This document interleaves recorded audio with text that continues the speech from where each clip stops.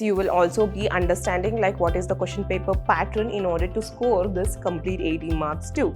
In order to return, we will be using the command line arguments. So how to use that command line arguments, all these things will be seen under this functions part. We can also visualize the data set using different Python libraries. Under this subject, you'll be having a complete of 4 units, that's it.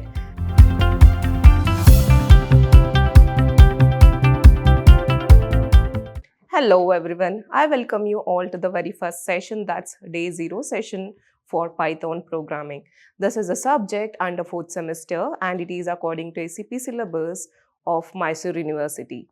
Over here, my name is Deepa Kutnikar. I am working as an assistant professor under Department of Computer Science, Vidhyaashram, Temple of Excellence, Mysuru. Let's move forward and understand like what is the agenda of today's session. But before that, let me warmly welcome you all to the 4th semester. And yes, this Python programming is one of a real-time subject that is very helpful as well as useful with respect to your practical understanding as well as in your interviews. Yes, it forms a very basic stepping stone for your interviews. So I just request you all to put more efforts now and understand each bit very clearly so that it will become very helpful for you people when you crack your interviews. Let's move forward and understand agenda of today's session. In today's session, as it's a day 0, we will be discussing complete things regarding the syllabus, like what is the syllabus and what is the maximum marks that's been allotted, which is the reference book, as well as on successful completion of this subject, what is the outcome that we will be gaining from this. So that is none other than course outcomes, then followed by the discussion on various units that's under this subject, as well as question paper pattern.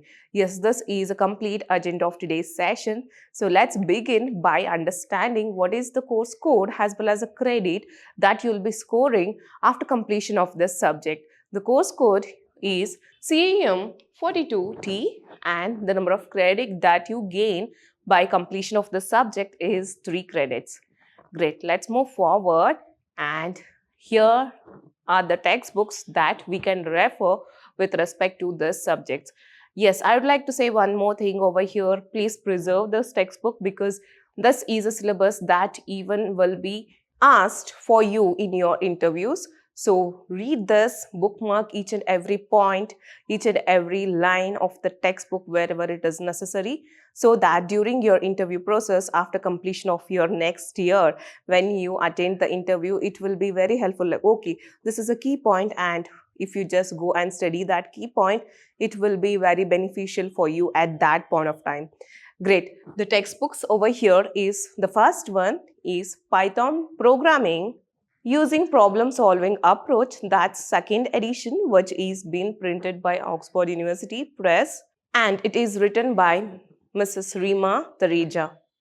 The next textbook that we can refer for this subject is none other than Learning Python by Mr. Mark Lutz, that's by O'Reilly Media, and the edition that you have to refer is the 5th edition. So this is a 5th edition textbook, and both of these textbooks are available on the online websites, and you can even buy them in the offline stores too. Up next, let's see what is the total marks that's been allotted for this subject. Yes, it's none other than 100 marks, but how is this 100 marks is secured or divided? Yes, you will be writing a theory exam for complete 80 marks, and there will be a formative assessment, or commonly called as internal, which will be counted for a complete of 20 marks. And this yields 80 plus 20, a total of 100 marks. Yes, you will also be understanding like what is the question paper pattern in order to score this complete 80 marks too. Great. So this is with respect to the marks. Up next, let's see the outcome of the subject. Like after successful completion of the subject, you will be able to understand the Python programming basics. Also, you can write a Python program using the structures, that is control structures, as well as arrays, which forms our first outcome. Next, we will be moving with understanding function, list, what are the dictionaries that we can utilize under Python, and you can learn all these things and it forms our second outcome. After understanding few basic things, we will be moving with file handling, then exception handling as well as the OOP concept which has been related to Python programming, and it forms our next CO, that is third one. After learning and understanding the basic things, what is the final thing we have to do? Yes, it is like we have to present the learned basics, correct? So how to present it? That's by designing the GUI apps. Also, we can work with different kinds of databases as well as we can also visualize the data set using different Python libraries. That is like we can just represent the information in the form of different graphs, and we can also represent them in a Excel format and all the stuff. So this forms our fourth CO, which is a application level thing. So this is a complete outcome of this subject, and you people are so lucky that you will be starting with scratch, understanding basics.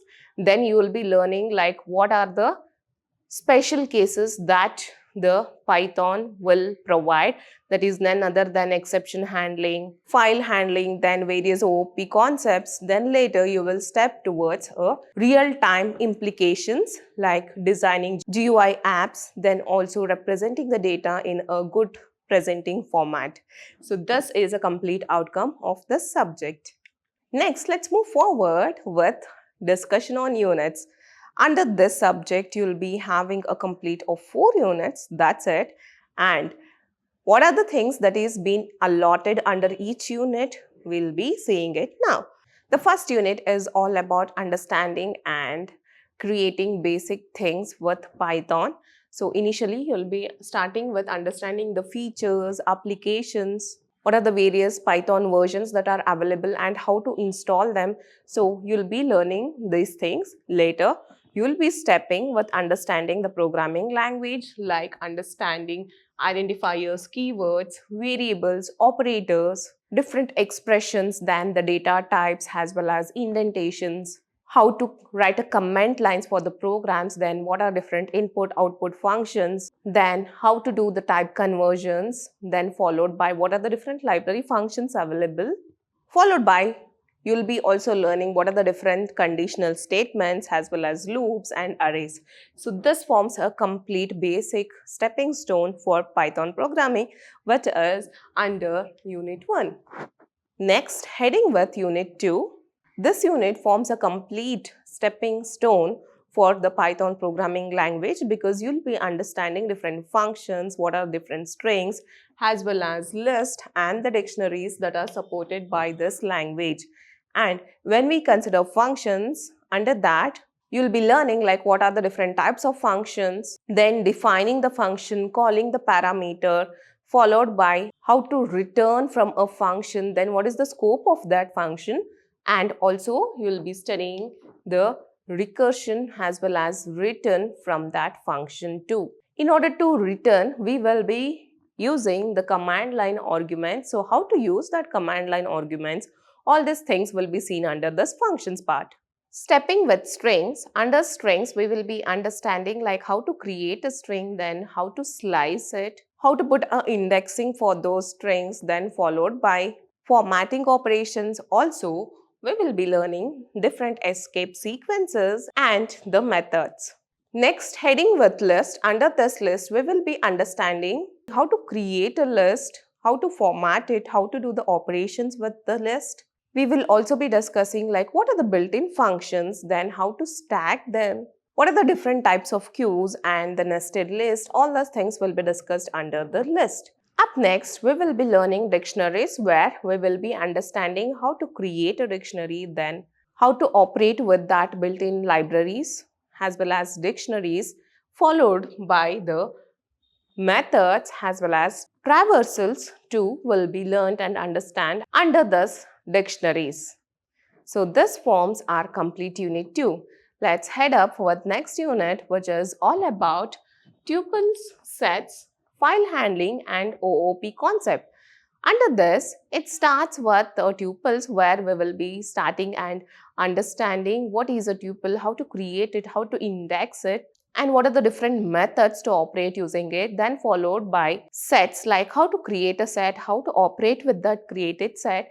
Then what are the different methods as well as built-in functions that supports the set functions. All will be studied under this. Next, we will be learning the crucial part, that is file handling, like how to create a file, how to manipulate it, how to format it, how to read from a file, how to write to a file, then how to append the things into the file, and finally, how to rename that created file, as well as if it is not required, how to delete that file. All these things will be learned under this. Next, we will be starting with understanding the OP concept of this language, that is Python programming language, wherein you will be learning what is a class, what is an object, and what is a constructor, then a passing as well as a returning objects. So it is a complete OP concept which you will be understanding in depth under this OP concept. Then the next thing what we will understand in this unit is a complete inheritance things. And under this, we will be understanding the different types of inheritance like single, multi-level, hybrid, and all those things. So, this forms our complete Unit 3.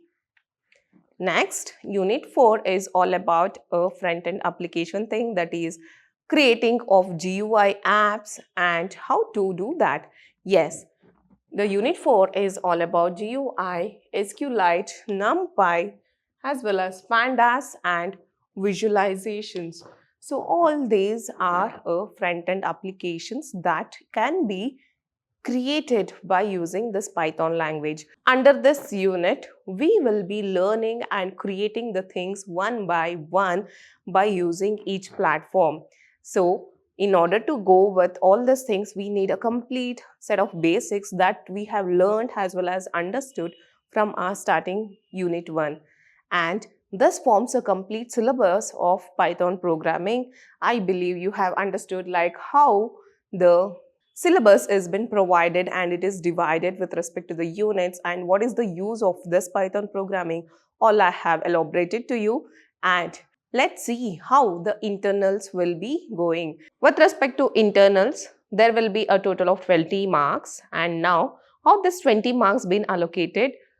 You'll be having two internals, as you all know, and the first internals will be having first 2 units and the second internal will be having Unit 3 and Unit 4. So this is the syllabus for second internals.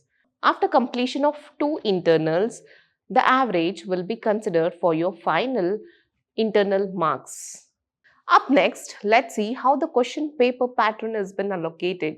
As we all know, you'll be writing a written exam for a total of 80 marks, right? Now, in the question paper, there will be 2 parts. First one is part A and next part B.